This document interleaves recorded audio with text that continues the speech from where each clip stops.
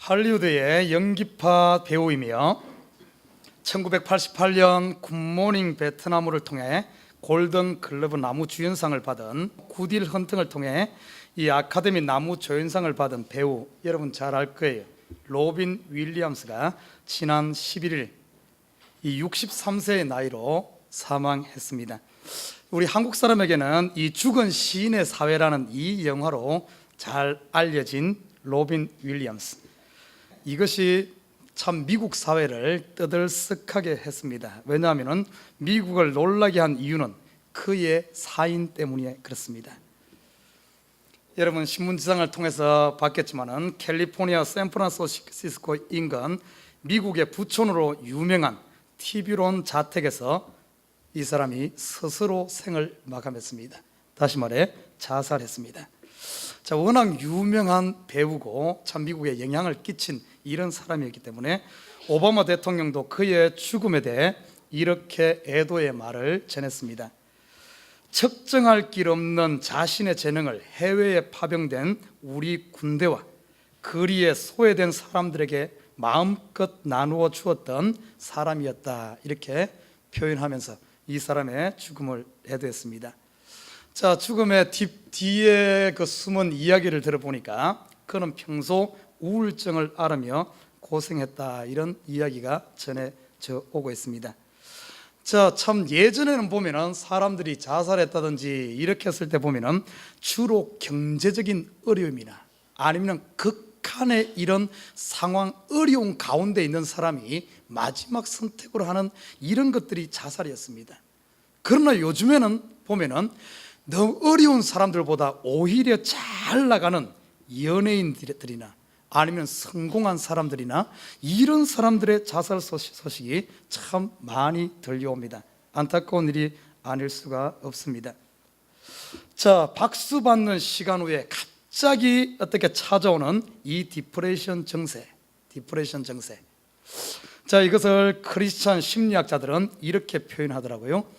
엘리야 신드롬이다, 이렇게 표현하고 있어요.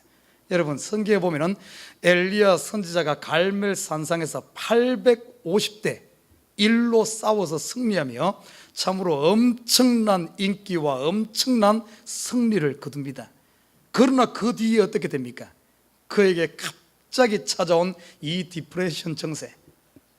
그래서 뭡니까? 광야를 지나서 호렙으로 도망가면서 중간에 로뎀나무 아래서 누워가지고 하나님 나를 죽여주십시오 하는 이런 극심한 디프레션에 빠진 이 증세, 이것을 엘리야 신드롬이다, 이렇게 표현하고 있습니다.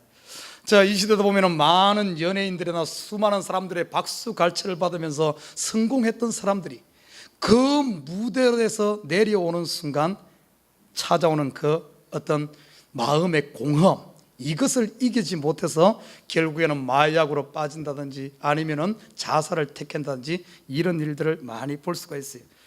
자, 과학적으로는 이것을 어떻게 해석하고 하는가 하면은 뭔가 일이 잘 풀리고 많은 사람들의 시선이 집중될 때는 우리 몸에 아드레날린이라는 이 물질이 많이 분비된다 그럽니다. 이 물질이 많이 분비된 결과 호르몬의 어떤 분비에 불균형을 초래한다 그럽니다, 우리 몸이. 그래서 체내의 호르몬 분비가 밸런스를 찾을 때까지는 마음속에 이 허탈감을 느낄 수밖에 없는 것이 우리 사람의 생리적인 현상이라 그럽니다. 자, 저도 이 비슷한 상황을 경험했어요. 우리가 선교를 가기 위해서 3개월 전부터 비행기 티켓을 하면서 매주 모여서 기도하고 그것을 준비하고 그리고 와서 선교를 성공리에 딱 끝내고 돌아오는 순간 저도 지난 한 주간 마음에 뭔가 허전한 이런 경험을 했습니다. 여러분 아마 큰 일을 하나 성공적으로 치르고 나면은 그 뒤에 찾아오는 이 현상, 이거는 누구에게나 다 있는 것 같습니다. 자, 이런 허탈감이랄까 아니면 이런 것들을 어떻게 잘 극복할 것인가.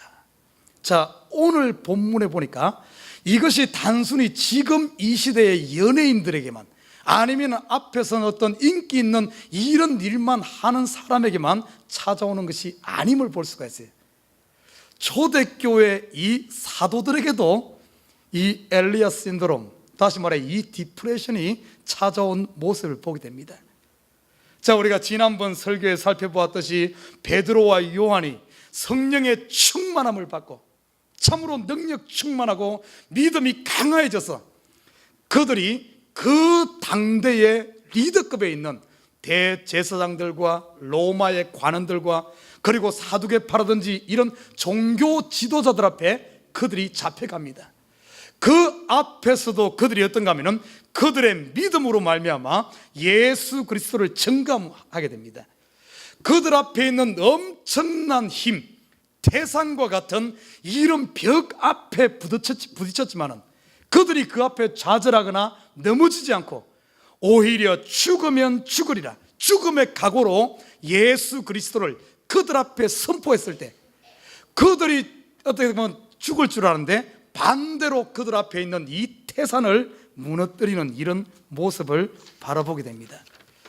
자, 성경에 보면은 이런 일들이 많이 있어요. 여러분 잘 알다시피 여호수아가 백성들을 이끌고 가나안을 정복할 때 그들 앞에 떡 버티고 있는 여리고성, 인간의 힘으로는 도저히 이길 수 없는 그 여리고성을 그들의 믿음을 통해서, 다시 말해 여호수아가 마지막 7일 동안 들고 마지막 외치는 이 소리는 한마디로 표현하면 그들의 신앙 고백입니다.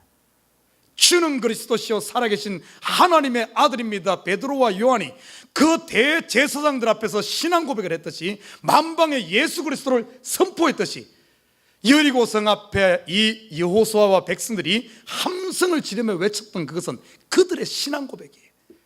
그들이 신앙 고백할 때, 하나님을 선포할 때 그 성이 무너져 내리는 이런 역사가 일어나지 않았습니까? 엄청난 승리를 이뤘죠. 여러분 또 성경에 보면 다윗과 골리앗의 싸움, 도저히 상대가 안 되는 태산과 같은 골리앗 아닙니까? 그러나 다윗이 어떻게 고백합니까? 너는 칼과 창으로 나에게 나오지만 나는 만군의 여호와의 이름으로 나간다.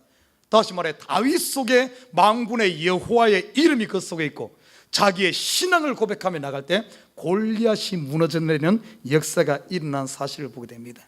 여러분 믿음의 선진들의 모습 보면은 모세도 똑같아요. 도저히 그의 힘으로 건널 수 없는 그 홍해가, 어떻게 보면은 태산과 같은 홍해가 가로막고 있을 때 모세가 믿음의 지팡이를 내어미니까 홍해가 갈라지는 역사, 엘리야가 850대 1에 갈멜산 꼭대기에서 승리한 역사, 이 똑같은 역사가 지난 우리가 설교에서 살펴보았듯이 베드로와 요한이 그 어떤 대제사장과 관원들 앞에서 예수의 이름을 선포할 때 그 태산을 무너뜨리고 여리고 성을 무너뜨리고 골리앗을 물리치는 이런 엄청난 승리의 결과를 가져온 줄 믿습니다.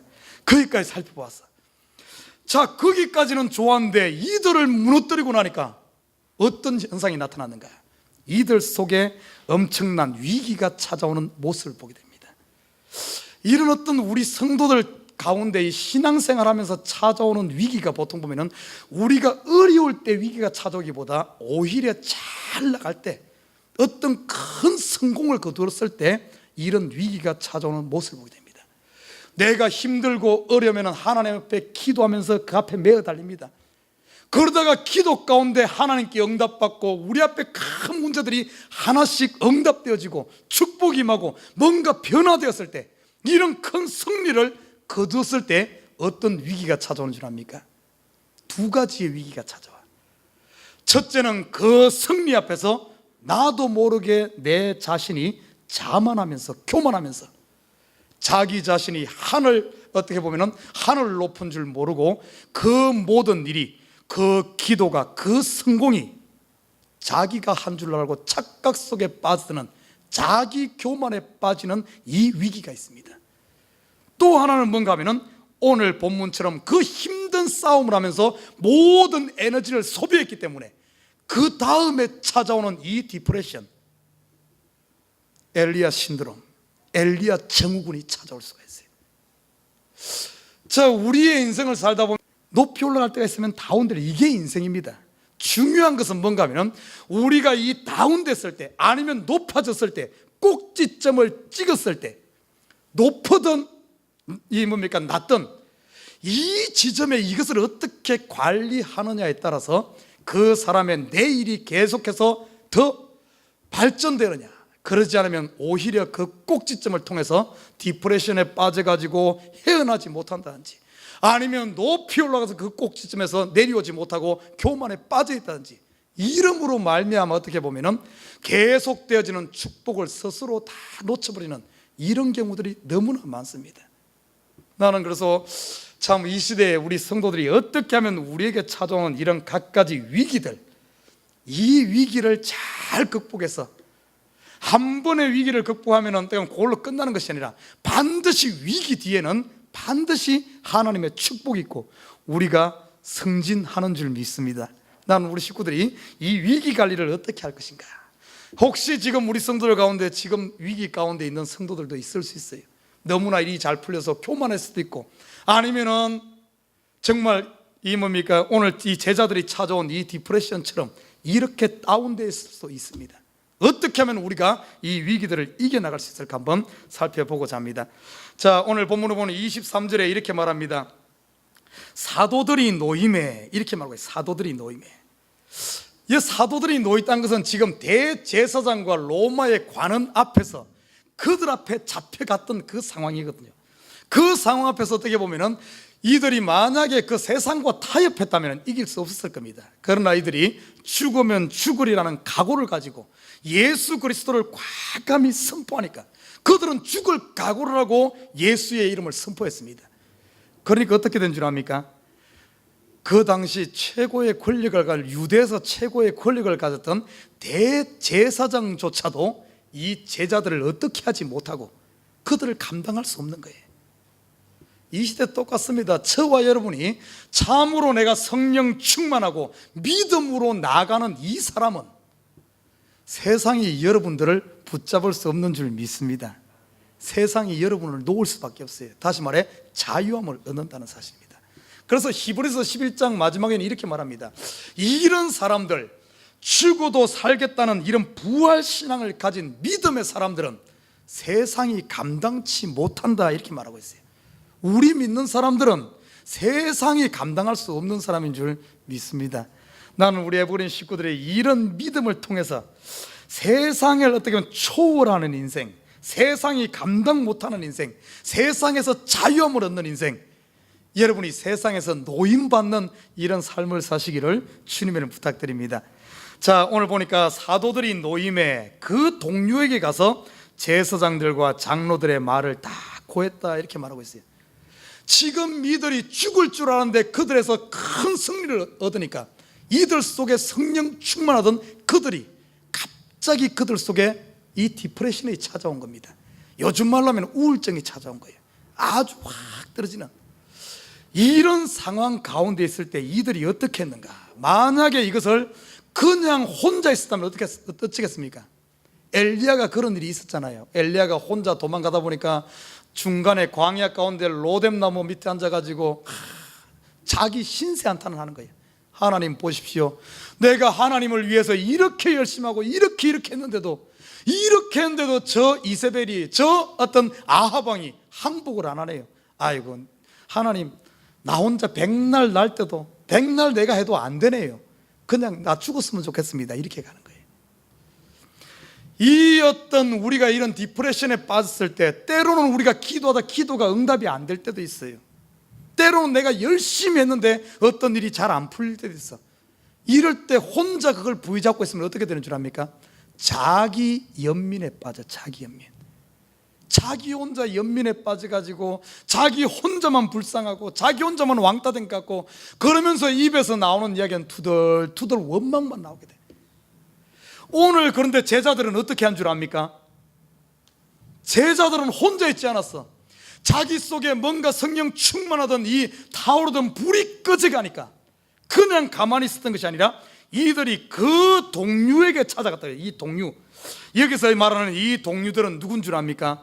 오순절 성령 강림 때 그곳에서 함께 기도하며 함께 신앙 고백하고 함께 성령 충만함 받았던 그들에게 찾아갑니다. 그들에게 찾아가서 뭐 한 줄 압니까? 그들의 아픔을 신앙 간증을 하는 거예요. 신앙 간증. 오늘 보십시오. 그 동료에게 가서 제사장들과 장로들의 말을 다 고하니 이 장로들이 말하는 제사장들과 장로들이 한 말이 뭐겠습니까?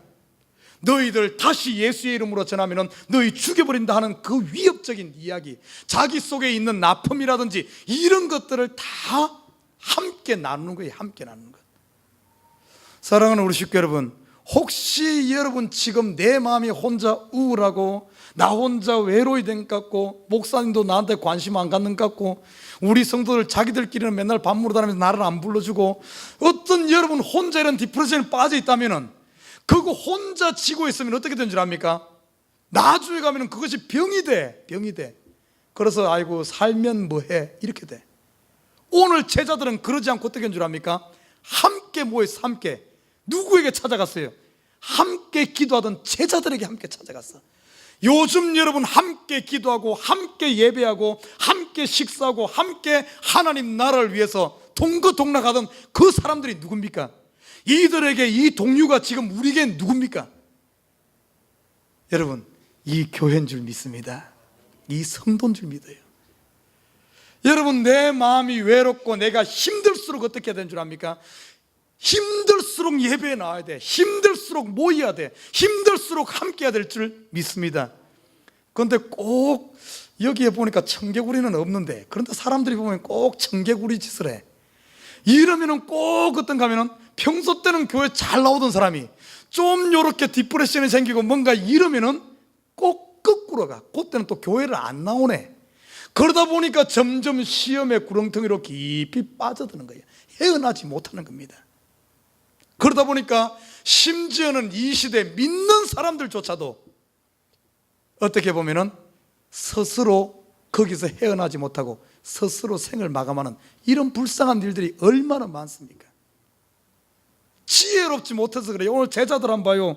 이 제자들은 혼자 있지 않고 바로 그런 일이 찾아오자마자, 여러분 여기에 본문에 보면은 이 제자들이 성령 다 뭐 잃어버렸다, 디프레션 됐다, 우울증 걸렸다 이런 말은 없어. 그런데 내용을 가만히 보면은 이 사람들이 나중에 다시 모여서 함께 기도할 때 다시 성령의 재충만을 받은 이 사건을 봤을 때 이들이 이 어떤 싸움을 하면서 다 지금 속에 타오르던 성령의 불이 다 꺼져가는 이런 상태에 있음을 알 수가 있어요. 이것을 요즘 말로 하면 디프레션, 우울증과 같은 거죠.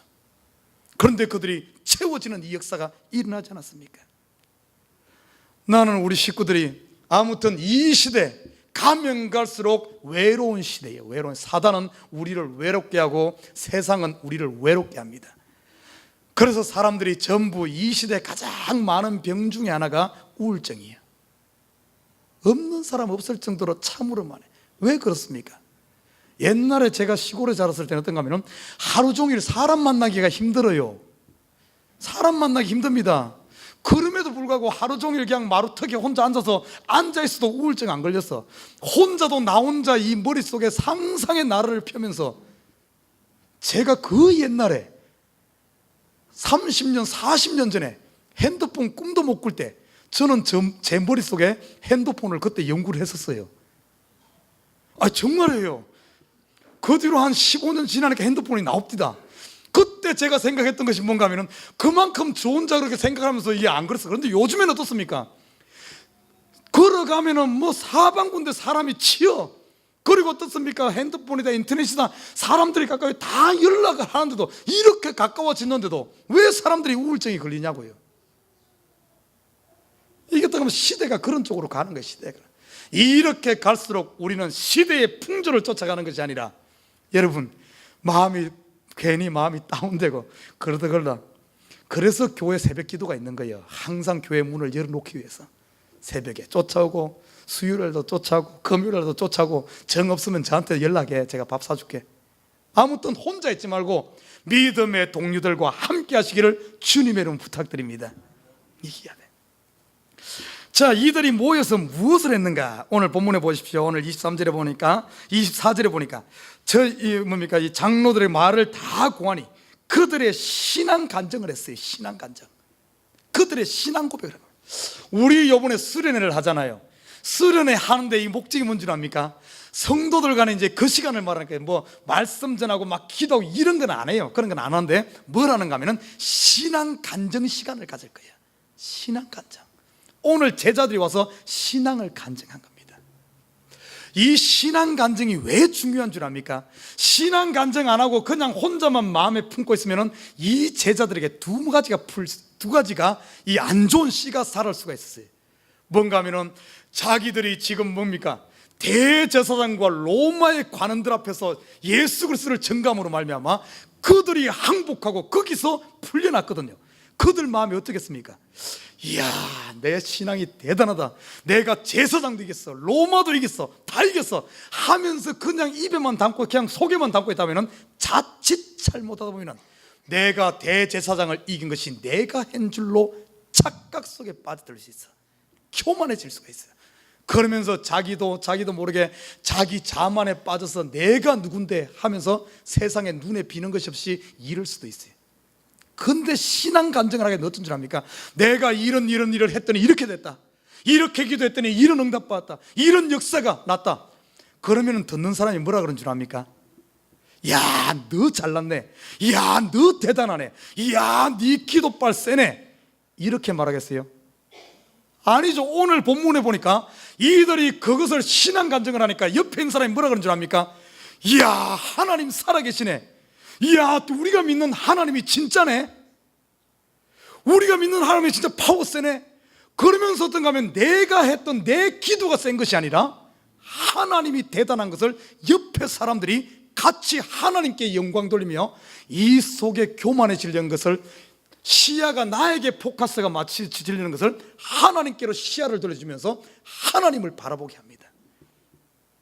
그래서 간증이 중요한 거예요. 간증이. 여러분, 누가 간증했을 때 꼭 이러지 말아요. 이야, 너 대단하네, 이러지 말아요. 그러면 진짜 지가 대단한 줄 알아. 누구의 간증을 들었을 때 우리가 간증을 듣는 목적은 그 간증을 통해서 하나님의 살아계심, 하나님께로 포커스를 맞춰주기 위해서 하는 거. 오늘 보십시오. 이 동료들이 대단합니다. 동료 참 좋은 동료가 있어요. 이들이 그들 앞에 와서 간증을 하고 신앙 고백을 하니까 이들이 함께 하면서 하나님을 찬양한 거예요. 이야, 하나님 살아계시다, 우리 하나님 멋지다. 맞아, 하나님은 천지를 창조하신 분이지. 하나님은 하늘도 만들고 땅도 만들고 바다도 만들고 이 세상을 모든 것을 만든 분이지. 맞아, 그 하나님 앞에 저 제사장, 저 로마의 세력, 아이고 저거는 아무것도 아니지 하며 하나님을 바라보게 되는 겁니다. 그래서 이들이 함께 간증하면서 힘을 얻은 줄 믿습니다. 나는 여러분, 우리 식구들 여러분 좋은 일이 있을 때마다 그거 혼자만 간직하고 있지 말아요. 그것을 와서 간증을 하십시오. 하나님 앞에 서로 나누십시오. 그러므로 말미암아 그들 듣는 사람들에게 하나님을 보게 하고 나도 내 착각에 빠지지 않고 하나님께로 포커스가 맞춰지는 줄 믿습니다. 오늘 본문으로 이들이 와서 그 이야기를 하는 거예요. 그러면서 24절에 봐요. 저희가 듣고, 지금 간증하니까 저희가 듣고 일심으로 하나님께 소리를 높여, 일심으로 하나님께로 소리를 높였어요. 그러면서 보십시오. 가로되 대주제여 천지와 바다와 그 가운데 만유를 지연이시오.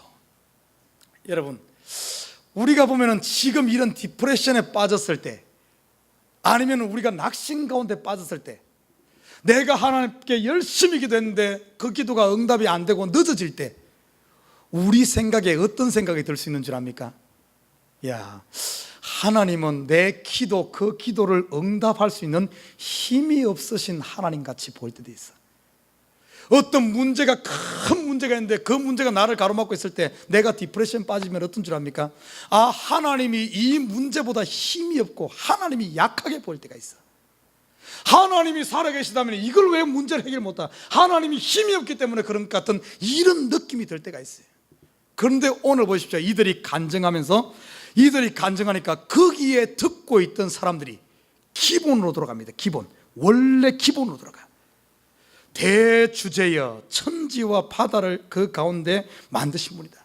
다시 말해, 우리가 믿는 하나님, 하나님의 원래 모습, 천지 창조를 했던 창세기 1장으로 돌아가는 거예요. 1장으로 돌아가서 하나님의 실체를 바라보게 합니다. 여러분이 믿는 하나님이 누굽니까? 여러분이 믿는 하나님 누구예요? 그 하나님은 하늘을 만드신 분인 줄 믿습니다.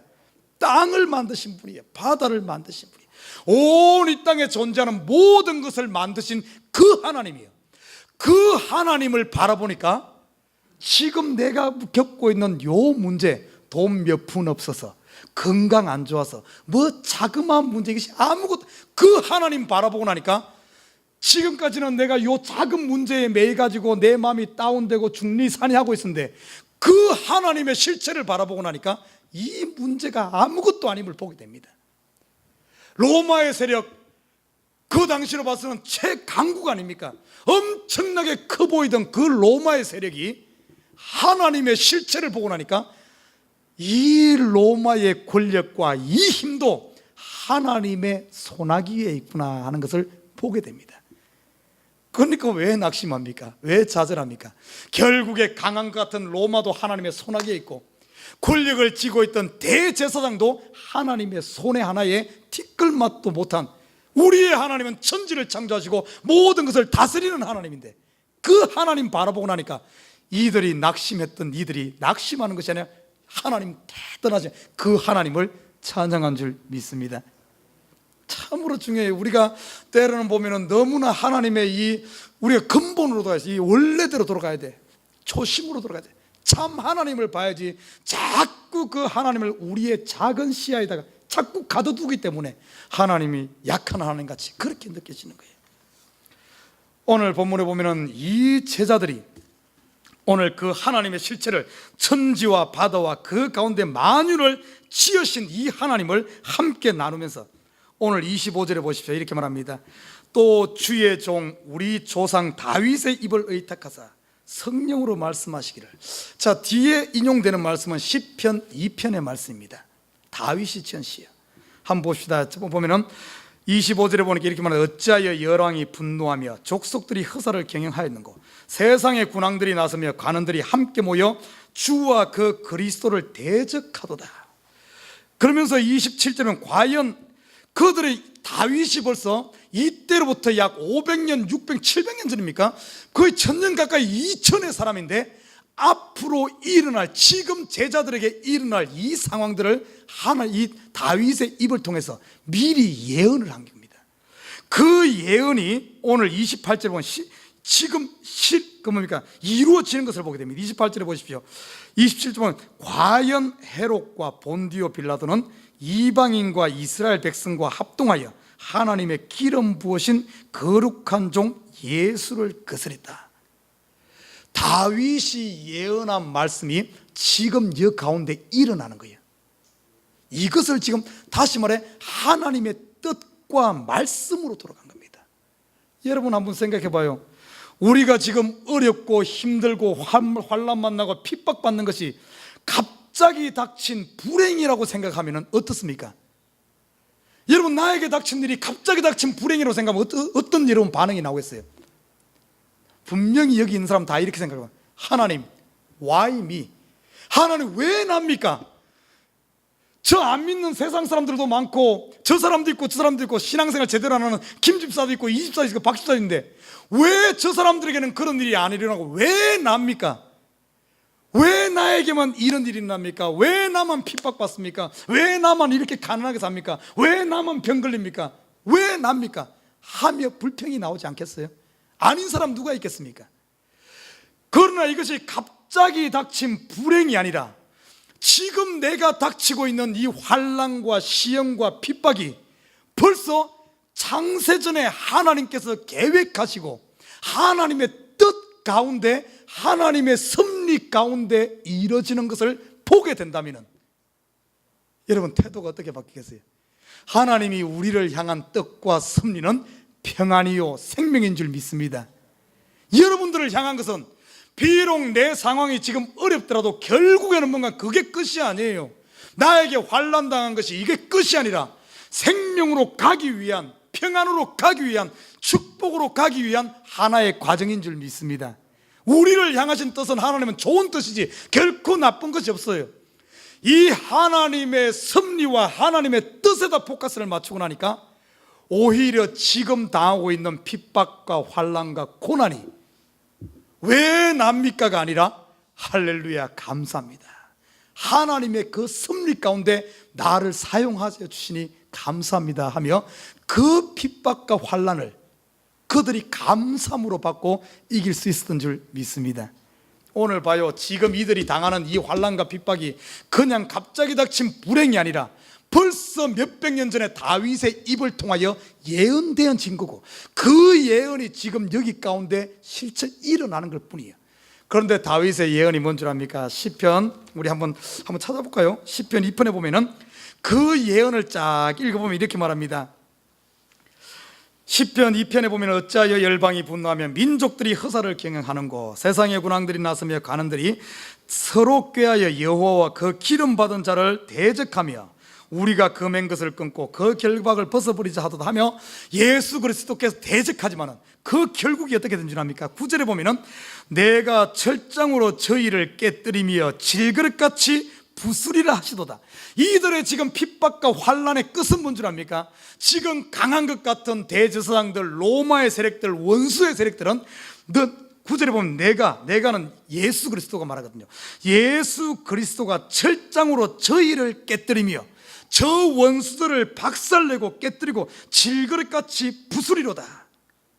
그리고 12절에 봐요, 그 결과가 뭔 줄 압니까? 끝은 그 아들에게 입맞추라. 왜냐하면 예수님께서 승리자이고 우리를 생명으로 인도하신 분, 그 아들에게 입맞추라. 그렇지 않으면 진노하심으로 너희가 길에서 망하리니 그 진노가 급하심이라. 여호와를 의지하는 자는 다 복이 있도다. 예언을 보니까 지금 당하는 모든 고통이 하나님의 뜻 가운데, 하나님의 섭리 가운데 지금 당하고, 그걸 보는 거예요. 그리고 결국은 성도의 승리가 보장되어 있는 것을 본 줄 믿습니다. 여러분, 저와 여러분에게 당하는 지금 모든 하나하나가 여러분 어렵습니까? 힘듭니까? 핍박 가운데 이 모든 것이 가만히 보면은 우연히 된 것이 아니라, 재수가 없어서 이런 것이 아니라 하나님이 나를 연단하여 정금같이 나고 참된 그 아들 예수 그리스도를 닮게 하고자 하는 하나님의 계획과 섭리 가운데 있는 줄 믿습니다. 그런다면 지금 여러분들은 감사함을 받을 수 있어요. 감사함으로. 여러분 혹시 지금 이 제자들처럼 극심한 디프레션에, 아니면 우울증에, 아니면 이렇게 빠져 있습니까? 여러분, 우리의 눈을 들어 하나님을 바라보시기 바랍니다. 오늘 제자들이 이 모여서 함께 기도하면서 이 진리를 깨달은 거예요. 이 진리를. 그러면서 보십시오. 오늘 29절에 보니까 이 하나님의 뜻을 분명히 부여잡고 29절에 이렇게 말합니다. 29절에 이 제자들이 함께 기도합니다. 29절에 주여 이제도 저희의 위협함을 하감하옵시고 또 종들로 하여금 담대히 하나님의 말씀을 전하게 하여 주옵시며 병 낫기를 위해서 구했습니다. 자, 이들이 기도를 했어요. 하나님의 뜻을 부여잡고 지금 우리가 당하고 있는 모든 이 상황이 하나님의 뜻 안에 있음을 알고 확신 가운데, 믿음 가운데 하나님 앞에 기도했는데 무엇을 기도한 줄 압니까? 첫째는 그들이 닥치고 있는 지금 이 문제를 놓고 기도했어요. 그들이 당하는 환난과 어려움, 이 문제를 놓고 기도했습니다. 예수님께서 제자들에게 기도를 가르쳐주면서 이렇게 말합니다. 주기도문에 보면은 일용할 양식을 우리에게 주옵시고 이렇게 기도하라 그랬어요. 일용할 양식. 여러분 지금 앞에 문제가 있습니까? 이 문제를 하나님 앞에 가지고 와서 하나님의 제단에 올려놓으시기를 주님의 이름 부탁드립니다. 문제 피해가지 말아요. 피한다고 되는 것 아니에요. 문제를 피해서 이러지 말아요. 아니라고 하지 말아요. 여러분 환난 닥치면 그 문제를 주님 앞에 가지고 와야 돼. 성경에 보면 히스기야 왕이 나옵니다. 히스기야 왕 시대 때 아람이라는 이 아수르 지역의 이 군대가 자꾸 예루살렘을 침범하며 그들을 괴롭혔어요. 그리고 그 아수르의 군대 장관이 어떤가 편지를 써가지고 하나님을 모욕하고 왕을 욕하면서 왕에게 보내서 백성들의 마음을 헷갈리게 합니다. 요동하게 합니다. 그때 이 편지, 적이 보낸 이 편지를 히스기야가 받고는 그것을 어떻게 한 줄 압니까? 그 편지를 가지고 하나님의 제단에 갖다 올려놓으면서 하나님 눈 뜨고 이것 좀 읽어보십시오. 저들이 하나님을 욕합니다. 이스라엘 백성들을 욕합니다. 그 문제를 하나님 앞에 갖다 올려놨어. 그러니까 하나님께서 다 그걸 읽고 그 아수르 문제를 그들 물러가게 하잖아요. 여러분 닥친 문제의 그들랑 그 문제를 오늘 제자들이 기도했듯이 우리의 이 위협을 하감시켜달라고 이 문제를 하나님께 갖다 올려놓고 기도할 수 있는 일용할 양식을 구하는 우리 성도들 되기를 주님을 부탁드립니다. 두 번째는 뭔 기도인 줄 알아요? 첫째는 문제를 놓고 기도했고, 두 번째는 뭔가 하면 오늘 본문에 보면은 담대하게 하나님의 말씀을 전할 수 있게 해달라고 기도했어요. 이것은 뭔가 하면은 자기의 믿음을 놓고 기도했어요. 자기의 문제만 놓고 기도한 게 아닙니다. 이 문제를 이길 수 있는, 이것을 넘어갈 수 있는, 그래서 이 문제를 넘어 담대함을 가지고 하나님의 말씀을 전할 수 있게 자기 자신의 믿음을 놓고 기도했어요. 하나님, 나에게 용기를 주시옵소서. 하나님, 나에게 담력을 주시옵소서. 전적으로 하나님을 의지하게 해달라고 자기 자신을 놓고 기도한 겁니다. 그리고 세 번째는 뭔 구한 줄 압니까? 오늘 본문에 보면 29절에 보면 이렇게 말합니다. 주여, 30절에 보면 손을 내밀어 병을 낫게 하옵시고 표적과 기사가 거룩한 종 예수의 이름으로 이루어지게 하옵소서. 다시 말해, 하나님의 이름, 예수 그리스도의 이름으로 기적이 나타나기를, 영광이 드러나기를. 다시 말해, 이것을 다른 말로 표현하면 하나님 영광을 위해서 기도했습니다. 하나님 영광. 기도에는 요 세 가지가 들어가야 돼요. 첫째는 여러분, 문제를 놓고 기도하고, 문제만 해결되고 내가 변화되지 않으면 뭔 의미가 있습니까? 문제를 놓고 기도하고, 그 문제를 통하여 내가 변화되게 해달라고 나를 놓고 기도하고, 그리고 문제 해결되고 내 믿음이 자람으로 말미암아 하나님의 영광이 드러나게끔, 이게 제대로 된 기도입니다. 제대로 된. 우리 기도 가운데 이 삼박자가 있어야 될 줄 믿습니다. 오늘 이렇게 그들이 중심으로 하나님 앞에 함께 모여서 기도할 때 오늘 어떤 역사가 있는 줄 압니까? 31절 봐요. 빌기를 다하며 모인 곳이 진동하더니 무리가 다 성령이 충만하여 담대히 하나님 말씀을 전하니라. 아니, 이 사람들 성령 충만, 그 오순절 다락방에서 성령 충만은 받았던 사람 아닙니까? 그렇죠, 그죠? 그들이 막 성령 충만해서 막 한 번에 칠 때 3,000명, 5,000명이 회개했던 사람인데 이들이 다 어디 갔길래 이거 다시 성령의 충만을 받았을까? 요즘에 제가 친구 목사님들하고 신학서적을 같이 읽고 같이 토론하는 시간을 갖습니다. 하나님의 기적의 은사는 지금도 있는가? 이런 책이에요. 거기에 보니까 우리 개혁주의 입장, 오순절 입장, 제3의 물결 입장, 각가지 입장들 다르고, 어떤 또 교파에서는 하나님의 이 기적의 역사가 이제는 없다 하는 데도 있고, 또 어떤 데는 막 이렇게 있는데, 그리고 성령의 역사에 대해서 다양한 입장들인데, 여러분, 우리 식구들 바로 이 시간, 조는 사람 없죠? 이 시간 바로 정립이 돼야 됩니다. 여러분, 성경에 보면은 오순절 성령 강림, 오순절 성령 강림은 성경의 일회성입니다. 일회성. 한 번으로 끝납니다. 이 오순절 성령 강림은 구속사적으로 일어난 거예요. 여러분, 예수님이 십자가 진 것은 일회성입니다. 예수님 부활한 것 일회성입니다. 예수님 성천한 것 일회성입니다. 그리고 이 땅에 예수님께서 약속한 대로 성령이 오신 것은 오순절 성령 강림은 일회성입니다. 여러분, 그걸 알아야 돼요. 자, 오순절 성령이 강림하심으로 구속사적으로 하나님의 이 구속이 완성됐어요. 구원이 완성됐습니다.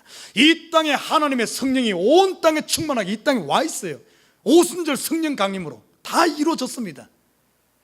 자, 이 땅에 성령이 오셨다 할지라도 내가 예수를 믿지 않고 내가 예수를 영접하지 않으면 그 성령이 내 마음에 왔을까요? 안 왔을까요? 성령이 지금 여기 충만하다 할지라도 내가 예수를 믿지 않으면 그 성령은 이 하나님의 구속사역과 나와 상관이 없는 겁니다. 그걸 알아야 돼요. 구원은 완성됐어요. 다 완성됐어요. 성령이 오심으로 말미암아 추수가 시작 다 완성됐어. 그래서 이랬으면 끝났습니다.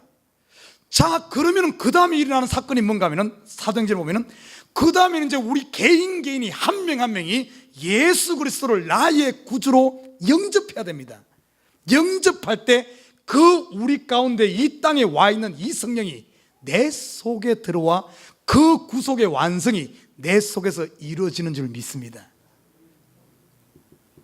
그러면은 이 나에게 성령이 임하여 내가 하나님의 자녀로 거듭나는 사건, 요 사건도 일회성입니다. 여러분, 내 속에 성령이 와 있다. 어느 날 보니까 내가 죄지니까 성령 떠났어. 그러다가 다시 성령이 왔다 갔다 왔다 갔다 이럽니까? 성령 성경은 그렇게 말하지 않고요. 성경은 뭐라고 말하는 거냐면 한 번 성령이 임하여 하나님의 자녀가 되어지면 이 성령은 영원토록 우리와 함께하는 줄 믿습니다. 떠나지 않아요. 그런데 이제 잘 들으십시오. 우리가 신경 써야 돼요. 목사님, 제가 지난번에는 막 성령 충만한 방언도 하고 막 은사가 막 나타나는데 요즘에는 보니까 뭐 아무것도 안 나타나고 그런데 내 속에 성령이 떠난 것 같아요. 여러분, 떠난 거예요? 안 떠난 겁니까? 한 번 온 성령은 떠나지 않습니다. 그래서 성령을 우리가 사도행전 공부하면서 성령을 뭐라고 표현했는가 하면 성령이 임할 때 뭐와 같이 맺죠? 불의 혀같이 맺어요. 그래서 성경을 보면은 성령에 대해서 이야기할 때 불이라고 이렇게 이야기합니다. 제가 얼마 전에 우리 EM 친구들과 캠프를 갔어요. 캠프를 가가지고 막 비가 막 쏟아졌는데 비가 그쳐가지고 저녁에 이 캠프 불을 피웠습니다. 캠프파이 하려고. 처음에 불 피우려니까 쉽지가 않아요. 막 불을 하고 막 우리 마이클 집사님은 1시간 동안 막 부채질해가지고 겨우 막 불을 피웠어. 불을 피워가지고 모닥불을 탁 피워보니까 저녁에 되니까 비가 와도 괜찮아. 또 그 깜깜한 밤에 이 불이 타고 있으니까 환하게 비쳐. 그래서 전부 사람들이 그 주위에 모여가지고 불을 쬐면서 뭐 메시멜로도 구워 먹고 참 재밌게 보냈어. 불이 타니까 어둠도 물러가고, 불이 타니까 따뜻함도 제공하고, 불이 타니까 라면도 끓여 먹고, 불이 타니까 힘도 생기고, 아주 이야기꽃이 막 신나고 그럽니다. 그런데 이제 12시가 되고 1시가 되니까 한 사람 텐트 속으로 들어가. 그러니까 나중에 되니까 1시나 안 넘으니까 이제 묻어가면은 텐트 속으로 다 들어 불을 그냥 놔뒀어. 아침에 일어나 보니까 불이 다 꺼졌어. 불이 다 꺼진 줄 알았는데 아침에 다시 불을 살려고 보니까 불이 다 꺼서 재로 덮였는데 속에 보니까 불씨가 남아있어요. 그래서 또 아침에 불 살한다고 막 나무 갖다 놓고 막 부채질 해가지고 종이 피우고 해가지고 또 불을 살랐어. 또 그러니까 한 30분 고생하니까 또 불이 활활 타. 그러고 또 아침에 그 모여가지고 또 즐겁게 보냈어요. 여러분, 성령의 세계가 바로 꼭 이 불과 같은 세계입니다. 어쩐 줄 압니까? 내 속에 성령이 충만하여 내 속에 불이 활활 탈 때는 어떻습니까? 성령의 열매들이 나타나는 거예요. 내 주위에 사람들이 몰려들고 가까이 좋은 일들이 일어나면서 내가 힘을 냅니다. 그러나 때로는 이것을 관리하지 않고 어두운 밤이 지나면서 그냥 그대로 놔두면 타오르던 불은 싹 꺼지고 뭐만 남아? 재만 남는 거예요. 그런데 희한하게 그 재 속을 들여다보니까 흩쳐서 보니까 그 속에 불씨는 여전히 있어요. 성령의 세계가 꼭 이렇습니다. 제자들 성령 충만하여 대제사장과 로마의 관들 담대히 싸울 때는 성령의 불이 활활 타오르는데 이 승리를 하고 나니까 갑자기 이 타오르던 불이 밤을 지나면서 싹 꺼지고 불씨만 남아있는 거예요. 불씨. 구약에 보면은 성막에 보면은 이렇게 말합니다. 성막을 짓고 하나님께서 모세에게 말하기를 이 성막의 불씨는 끄트리지 마라, 끄지게 하지 마라 그럽니다. 항상 타오르게 하라 그래요. 그러면 좋습니다.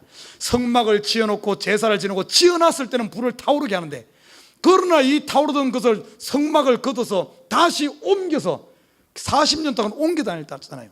옮겨 다닐 때는 그럼 불을 어떻게 관리할 것인가? 어떻게 관리한 줄 압니까? 불을 피워가고 타오르는 불을 다 가지고 다닌 게 아니에요. 불씨, 숯을 어떤가 하면 재로 덮습니다. 재로 덮어놓으면 이 불씨가 이틀 3일 갑니다. 안 꺼져요. 재로 덮어놓으면.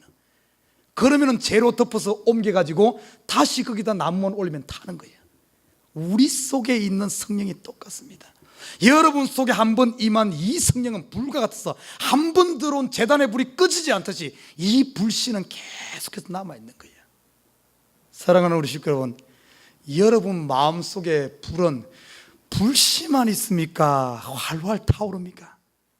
제 속에 숨어있는 이 불씨는 여러분 라면도 하나 못 끓여. 그러나 활활 타오르는 불은 어쩐지 에너지를 만들어서 전기도 만들어내고 밥뿐만 아니라 못하는 것이 없어. 나는 우리 에버린 식구들의 속에는 불씨만 남은 인생이 아니라 활활 타오르는 불 되시기를 주님에는 부탁드립니다. 오늘 제자들이 함께 모여서, 그래서 이 성령의 재충만은 계속해서 우리가 받아야 돼. 계속해서. 한 번으로 끝나면 안 돼. 이 시간 나는 성령 받았으니까 다 이루고 그냥 불씨만 가지고 평생 사는 사람이 있어. 그러니까 쫄쫄 굶지. 영적으로 쫄쫄 굶지. 불이 활활 타올라 봐요. 사람들이 몰려들어. 그 속에 즐거움이 있어. 우리 믿는 사람 속에는 이 불이 활활 타올라야 될 줄 믿습니다. 오늘 보십시오. 이 제자들이 모여서 함께 기도하면서 불씨만 있던 이곳에 사람들이 함께 기도하니까 이제는 불이 활활 타오르는 거예요. 활활 타오르니까 어떤 역사가 일어난 줄 압니까? 성령이 충만해지면서 이 속에 성령의 불이 타오르니까 그 뒤에 열매가 맺혀집니다. 성령의 충만에 열매가 맺혀지는데, 첫째가 뭔가 하면 한 마음과 한 뜻이 돼. 성령이 서로 교통하는 역사. 함께 모였으니까 서로 따뜻하게 하는 역사. 한 마음과 한 뜻이 되어지고, 두 번째는 어떤 역사가 있는지, 물건을 서로 통용하는 거예요. 물건을 서로 통용. 이것은 다른 말로 표현하면 그들의 가치관이 바뀌어져 버립니다. 그전에는 세상의 가치관은 전부 움켜쥐는 내 것이 최고였는데, 이제 하나님의 성령으로 충만해지는 보니까 내 것보다 더 중요한 것이 있는 거예요. 바로 하나님 것이 더 중요한 거예요. 하나님이 원한다면 내 시간도 드릴 수 있어. 하나님이 원한다면 물질도 드릴 수 있어. 하나님이 원한다면 생명도 드릴 수 있어. 왜? 내 것보다 더 값진 그 가치를, 참된 가치를 발견하고 나니까 하나님의 가치라는 거예요. 그래서 이들이 지금까지 그들을 생명이라고 생각했던 집과 땅을 팔아서 하나님 위를 위해서 더 가치 있는 대로 내어놓을 수 있었던 겁니다. 가치관이 완전히 변해버렸어. 그리고 세 번째는 이들이 담대함을 얻고 하나님의 말씀을 다시 전하는 이런 용사로 바뀌어진 줄 믿습니다. 여러분 한번 봐요. 그런데 참 놀라운 사실은 이 제자들이 이런 디프레션 가운데 있는 그런 위기를 잘 극복하고, 그들이 어떻게 하면 함께 모여서 기도하면 다시 성령의 충만함을 받고 나니까 이전과는 새로운 역사가 벌어집니다. 이들이 같이 가면 막 그들에게 열매가 나타나고 이렇게 되니까, 오늘 본문에 보면은 마지막에 보면 참 재밌는 사실을 하나 다루고 있어요. 36절과 37절에 보면은 구브로에서 난 레위인족이 있으니 이름은 요셉이라. 사도들이 일컬어 바나바, 번역하면 권위자라 하니 그가 밭이 있음에 팔아 값을 가지고 사도들의 발 앞에 두니라. 지금 이것을 왜 기록한 줄 압니까? 여러분, 이게 참 중요해. 이들이 꺼져가던 등불, 약해 있는 그 어떤 위기를 극복하면서 다시 성령의 불을 당겨놓으니까 이 성령의 불로 말미암아 있던 그 주위에 한 사람이 누군가 하면 레위인족 바나바예요. 바나바. 이 사람이 도전받고 이 사람이 어떤가 하면 그 성령의 불 속에 타오르면서 하나님의 콜링의 소리를 듣습니다. 하나님이 이 바나바를 부르는 소리를 들어. 그래서 지금 하나님께서 바나바를 부르는 이 콜링을 어떻게 부르는 줄 압니까? 지금 그 속에 성령 충만한 가운데 있으니까 자기도 가슴이 뜨거워진 거예요. 하나님의 콜링을 부르는 겁니다. 그러니까 이 바나바가 하나님의 콜링에 자기의 모든 것을 팔아서 하나님 앞에 내어놓는 역사, 이 일로 말미암아 이 콜링에 응답한 이 바나바가 나중에 가면 어떤 역사를 이루는 줄 압니까? 이 바나바가 사도 바울을 키워냅니다.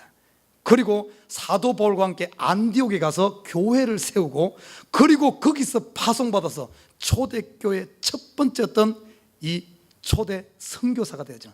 바울과 바나바가 선교사로 파송되잖아요. 유대에서만 역사하던 이 불이, 어떤 이 복음이, 이들이 꺼져가는 이 위기를 극복하고 나니까 이 불이 이방으로 번져가는 이런 역사가 일어난 계기가 되어진 것이 오늘 이 사건이에요.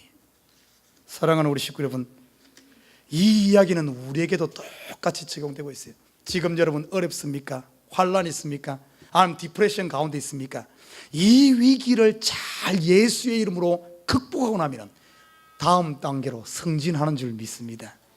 오늘 여기서 보니까 이들이, 베드로와 요한은 예루살렘을 중심한 유대 중심의 복음 전도자였어. 이들이 위기를 극복하니까 이방 선교의 선봉에서 바나바를 찾아내고, 바나바가 결국에선 바울을 건져내서 이방 선교의 뻗어나가는, 위기 극복하고 나니까 그 다음에 큰일은 하나님의 계획이 거기에 있음을 보게 되는 모습을 보게 됩니다. Who knows? 여러분이 지금 어렵고 여러분이 지금 위기 가운데 있는 것이 하나님께서 더 큰 데로 나가기 위한 하나의 그 과정인 것을 어떻게 합니까? 나는 우리 어린 식구들이 지금 힘들고 어렵습니까? 혼자 괴로워하지 말아요. 함께 모여서 기도하는 성도들 되기를 주님을 부탁드립니다. 그리고 간증하면서 하나님의 뜻과 하나님께 집중하시길 바랍니다. 그리고 그렇게 할 때 성령의 재충만을 받고, 그리고 성령의 이 나타남을 통하여 그 앞에 순종함으로 말미암아 이 시대의 바나바를 찾아내는, 이 시대의 바나바를 어떻게 보면 발굴해내는 저와 여러분 되시기를 주님의 이름으로 부탁드립니다.